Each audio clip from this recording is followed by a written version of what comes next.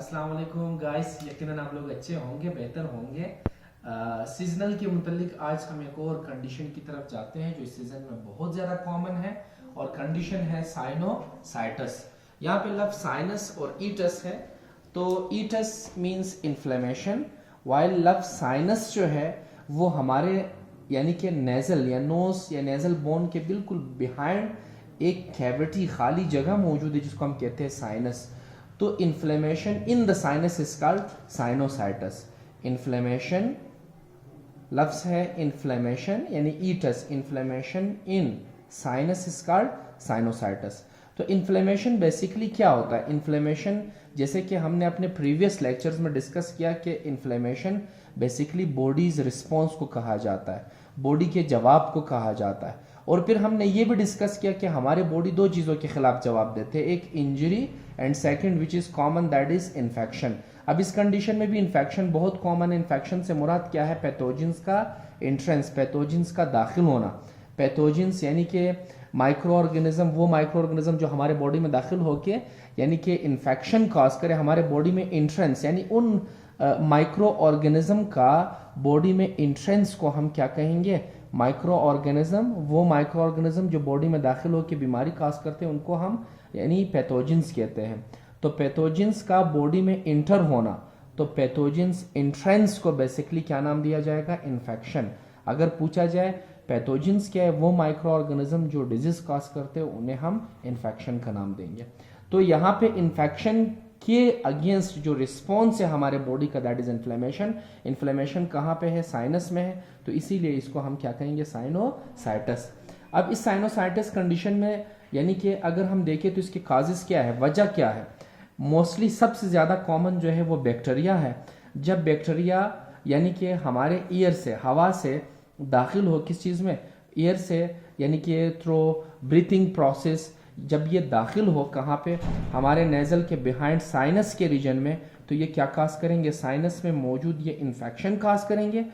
तो साइनस में मौजूद इन्फेक्शन के खिलाफ हमारे बॉडी का जो रिस्पॉन्स होगा वो in the form of inflammation होगा। तो inflammation in the sinus is called, inflammation in the sinus is called as sinusitis. तो इसी इन्फेक्शन के खिलाफ हमारे बॉडी का जो रिस्पॉन्स है that is in the form of inflammation. Inflammation in the sinus is called यानी कि साइनोसाइटस। इसी तरीके से अगर हम इनके रिस्क फैक्टर्स की बात करें कि वो कौन सा फैक्टर्स है जो साइनोसाइटस को मजीद कॉमन बना रहा है, ठीक है। सो रिस्क फैक्टर्स जो है वो इनमें सीजनल, सबसे कॉमन जो है वो सीजनल है। जैसे कि विंटर सीजन में ज़्यादातर हमें क्या मिलता है? साइनोसाइटस की कंडीशन मिलती है। इसके अलावा डिपेंड करता है एरिया के ऊपर, इसके अलावा डिपेंड करता है हमारे इम्यून सिस्टम के ऊपर। अगर हमारा इम्यूनिटी, हमारा इम्यून सिस्टम, क़ुव्वत मुदाफ़ियत वीक हो, कमज़ोर हो, तो ये बैक्टीरिया बासानी हमारे बॉडी में दाखिल हो सकते हैं, कैन काज, ठीक है, इन्फेक्शन। यही इन्फेक्शन काज कर सकते हैं। इसके अलावा अगर हम साइन एंड सिम्टम्स की बात करें तो साइनोसाइटस में ऐसे कौन से साइन एंड सिम्टम्स है जो हमें ज़्यादा नज़र आते हैं, ठीक है। साइन एंड सिम्टम्स में फेवर कॉमन है, रनी नोज कॉमन है, लेकिन ख़ास तौर पे याद रखना जब ये पेशेंट जो है ये लाइंग पोजीशन में जाता है तो उसकी जो पेन है या दर्द जो है, ख़ास तौर पे हेडेक, ठीक है, लाइंग पोजीशन में जब वो जाता है तो उनका पेन मज़ीद ज़्यादा होने लगता है, वर्सन, ये कंडीशन मज़ीद वर्सन हो जाता है when the patient go on lying position, ठीक है, जब वो लेटने की तरफ जाता है। इसके अलावा नेजल कंजेशन भी शुरू हो जाती है, नाक का बंद हो जाना, ख़ास तौर पे लाइंग पोजीशन में। जब नाक की बंदिश ज़्यादा हो तो इस वक्त पेशेंट जो है वो इरिटेबल फील करता है, बेचैनी ज़्यादा उनको फील होती है। इसी के साथ साथ अगर देखिए तो पेशेंट को यानी कि फेवर भी रहता है, ठीक है, बेचैनी भी रहती है, पेशेंट जो है वो कन्फ्यूजन की तरफ भी रहता है, बाज़ औक़ात उन्हें सांस लेने में दुश्वारी भी स्टार्ट होने लगती है ड्यू टू द सेम साइनोसाइटस, ठीक। इसी तरीके से उनके आइज़ जो है वो इची आइज़, आंखें जो है वो रेड होने लगते हैं और इचिंग उसमें बहुत ज़्यादा होने लगती है। तो ये कंडीशन बेसिकली ज़्यादा कॉमन है किस चीज़ में? साइनोसाइटस में। फर्दर मोर अगर हम कॉम्प्लिकेशन की बात करें तो याद रखिए अगर इस साइनोसाइटस का बर वक्त इलाज नहीं करें तो यही साइनोसाइटस यानी कि माइग्रेन काज करता है, हेडेक काज करता है, ठीक। और ये क्रॉनिक कंडीशन में तब्दील होने लगता है।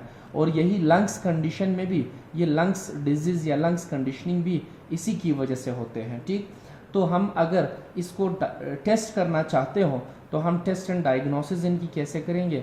हम इनकी टेस्ट एंड डायग्नोसिस के लिए जो है बेसिकली फ़िज़िकल एग्जामिनेशन करेंगे।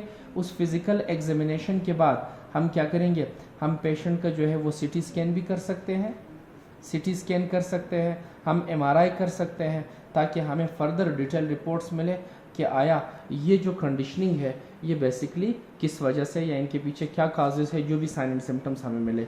इसके बाद हम ट्रीटमेंट प्लान की तरफ जाएंगे। तो ट्रीटमेंट प्लान याद रखिए कि हमने काजेज़ में कहा था कि ये चूँकि इन्फेक्शियस एजेंट की वजह से होता है, तो हम यहाँ पे मोस्टली एंटीबायोटिक का सहारा लेते हैं, क्योंकि बैक्टीरिया ज़्यादा कॉमन था।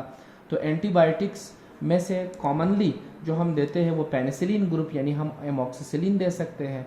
अगर एमॉक्सिसिलिन से हमें रिजल्ट ना मिले तो हम क्लेरिथ्रोमाइसिन की तरफ जा सकते हैं, क्लेरिथ्रोमाइसिन की तरफ जा सकते हैं, एजिथ्रोमाइसिन की तरफ, जो कि एजोमेक्स नाम से हमें मिल सकते हैं, एजिथ्रोमाइसिन की तरफ। इसके अलावा याद रखिए कि इस कंडीशन में हम पेन किलर्स देते हैं, ठीक है, जो कि फेवर और पेन को ख़त्म करे। ख़ास तौर पे हमारे पास है यानी कि मेफिनेमिक एसिड, पेनाडोल है या मेफिनेक है, तो ऐसे मेडिकेशंस का भी हम सहारा लेते हैं। लेकिन अगर ये कंडीशन माइग्रेन की तरफ जाता है तो फिर हम जैसे कि कैफर गॉट है, हम ऐसे मेडिकेशंस देते हैं जो कि माइग्रेन में, या सैबिलियम देते हैं जो माइग्रेन में बेहतर जो है वो रिज़ल्ट देना शुरू कर देते हैं। तो इन्हीं मेडिकेशंस के साथ साथ हम पेशेंट की मैनेजमेंट जो है वो ऐसे करते हैं, जैसे कि सीजनल हमने कहा, तो हम पेशेंट को उन्हीं कंडीशन से बचा लेते हैं और इसी तरीके से जो है पेशेंट वो उन कंडीशन से, यानी कि इसी साइनोसाइटिस के कॉम्प्लिकेशन से बच जाता है। तो यहाँ तक हमारा साइनोसाइटिस था। अगर आपको कोई भी मुश्किल हो, so you may ask for further more, इंशाल्लाह we will be with the next video. Thank you.